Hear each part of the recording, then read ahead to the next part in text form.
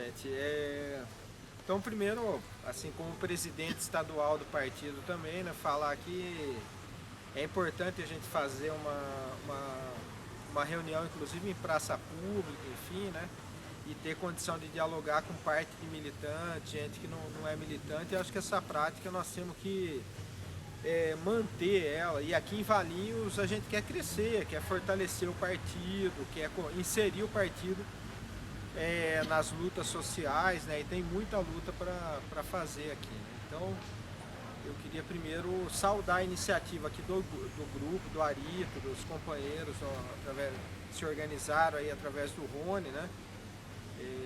Para que vocês de fato caminhem aí para poder organizar e manter o partido e saudar então essa iniciativa. Bom, os companheiros propuseram a questão do transporte. E agora, de quando nós fizemos essa conversa, combinando de vir aqui, até hoje, a pauta do transporte, ela ganhou uma relevância estrondosa por conta das manifestações aí que estão ocorrendo nas capitais, né? Então eu queria, nas capitais, em grandes cidades, então eu queria dividir minha fala aqui em duas partes. Primeiro a questão do transporte especificamente, depois, a questão que ganhou a conjuntura atual, na verdade. Do transporte, o que acontece é o seguinte, né? Nós temos uma situação, quer dizer, que tudo que é política pública no país, desde a reforma daquilo que se chamou do Plano Diretor de Reforma do Estado, com o Fernando Henrique, né? Ele sinalizava duas coisas. Primeiro, a privatização direta, então foi o que permitiu a venda das empresas de energia, das empresas de minérios, enfim. Ou seja, todas as privatizações sob o governo Fernando Henrique, meio que nessa bandeira. E no segundo momento, ele propunha lá o que ele chamava de publicização, que era a oferta daquilo que é política pública, como saúde, educação, cultura, através de entidades privadas, através de entidades privadas. Ele dava uma outra descrição lá, mas enfim, entidades públicas de direito privado, que ele chamava. E aí eles tentam encaixar aí as tais OS, enfim, essas organizações sociais. E isso ele vem ganhando força no país, né? Sobretudo nesse período de política neoliberal. Então, ou seja, tudo vai sendo transformado num bom negócio. Logo na introdução do livro do Eduardo Galeano, lá, Veias Abertas da América Latina, ele vai dizer o seguinte: quanto mais liberdade, isso já tem 20 anos o livro, quanto mais liberdade se atribui aos negócios, mais cárceres serão necessários para aqueles que sofrem com os negócios. Ou seja, então essa liberalização do mercado, essa conversa mole de que o mercado vai regular, ele vai estabelecer a concorrência, vai estabelecer uma concorrência justa entre e quem não conseguir se enquadrar nesse esquema do mercado não vai sobreviver. De fato não vai sobreviver, porque o mercado ele é essencialmente predatório. E à medida que as políticas públicas na área de saúde, educação e transporte vão sendo transferidas para o comando do mercado, quer dizer, isso vai ganhando uma dimensão que é a lógica do lucro, é a lógica da mercadoria, e a gente volta lá no debate com o Marx, né? Que o Marx decifrou essa coisa da mercadoria para nós. A mercadoria é aquilo que faz mover o capital, faz valorizar o capital. Então as políticas elas vão sendo transformadas nessa mercadoria. E aí no transporte a lógica é essa. Quer dizer, todo mundo, os caras dizem, o prefeito é o responsável por decretar, né? Tem a planilha de custo. Ah, mas não vamos fugir da planilha de custo, porque para ser justo, para o mercado não ficar agitado, você precisa ter um equilíbrio da planilha, porque senão também é injusto com o empresário. Agora, ninguém fala em botar o dedo na redução de lucros que essa planilha prevê. Ninguém fala, por exemplo, né,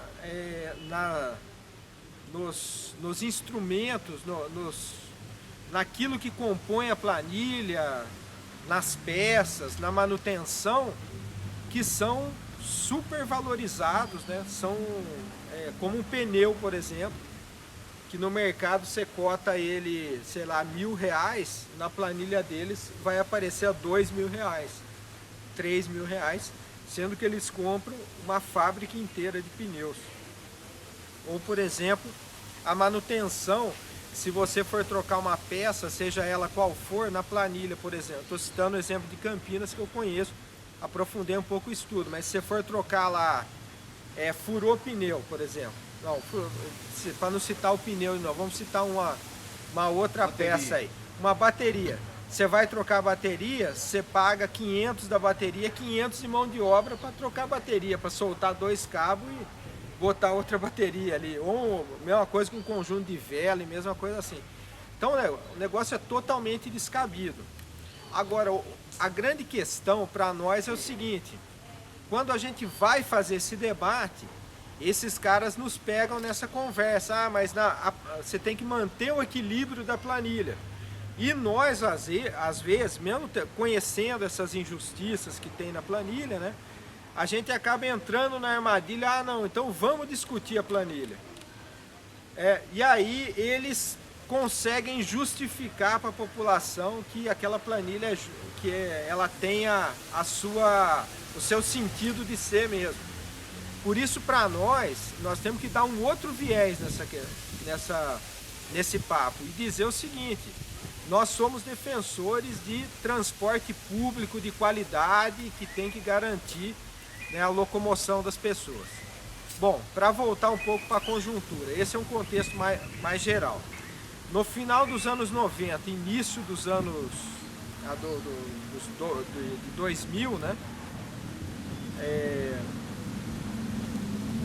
essa década aí, ela, sobretudo a Frente Nacional de Prefeitos, começou a fazer um papo dessa coisa da planilha. E aí a tese deles era o seguinte: o que impacta a planilha?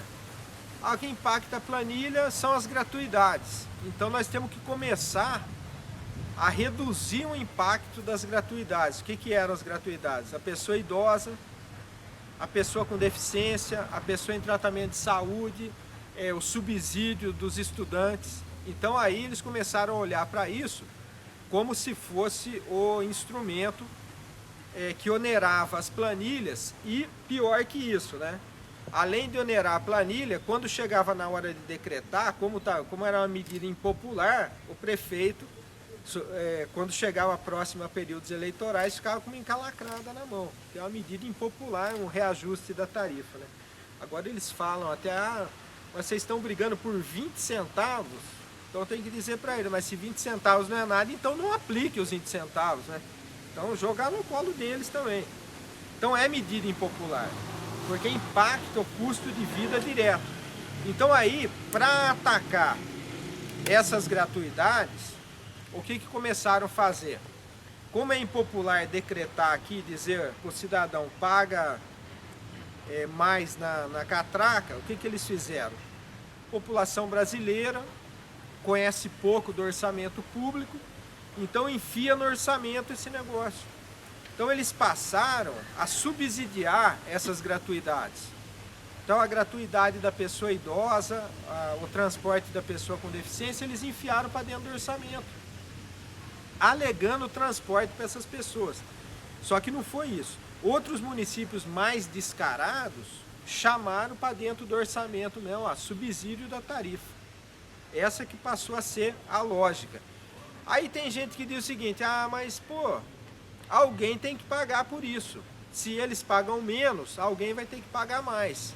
Nós somos defensores de transporte público, de manter aquilo que nós tínhamos num passado recente, que não, nem vai tanto tempo assim, das empresas públicas que possam operar esse setor. Aí nós defendemos equilíbrio. Tudo bem, precisa do equilíbrio da empresa pública, que é minha, que eu vou reivindicar que seja de melhor qualidade, aí é um outro papo. Agora, manter equilíbrio financeiro, subsídio para alimentar empresário de transporte, né, para encher o bolso desses caras, que é um lobby no país inteiro, aí é que não dá, né? Bom, então é o seguinte, vou falar do caso específico de Campinas. De 2006 para cá, o que eles fizeram? Vamos, em nome de transportar a pessoa idosa e a pessoa com deficiência, eles passaram a subsidiar a tarifa. Então hoje em Campinas, para que vocês tenham uma noção, por exemplo, atualmente está R$3,30, vai para R$3,20, mas além desses R$3,30, se a gente pegar o que dá de subsídio para as empresas e dividir pelo número de pessoas transportadas, vai ter mais de 15 a 20 centavos a mais que nós estamos pagando. Então a tarifa direta é R$3,30, mais 20 centavos é R$3,50 por pessoa. E a pessoa idosa e a pessoa com deficiência não tem um atendimento de qualidade, um atendimento suficiente para todos eles. Bom, além disso é o seguinte, há respaldo jurídico para a gente questionar, porque se a pessoa idosa, pela Constituição, tem uma gratuidade, grátis é grátis, não tem por que remunerar.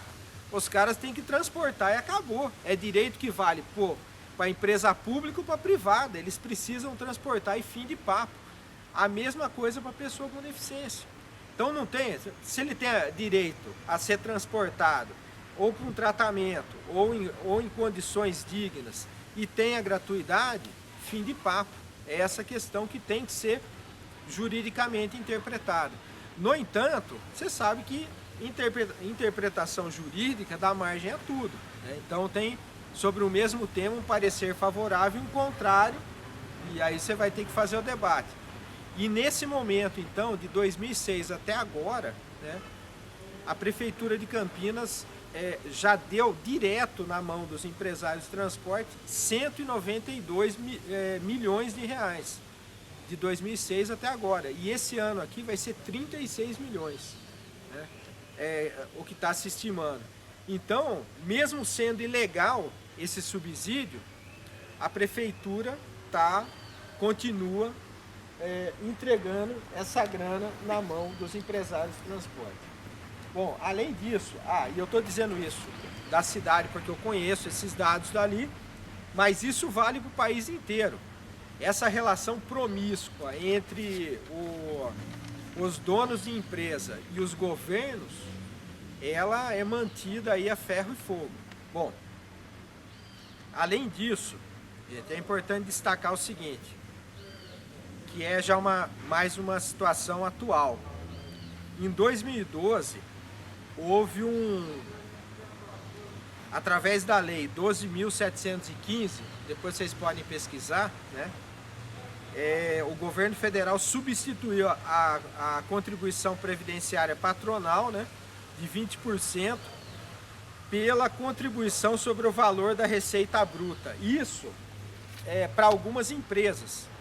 Isso fez cair, se isso tivesse incidido na planilha, na tarifa direta, teria incidido em torno de 10 a 15% do valor.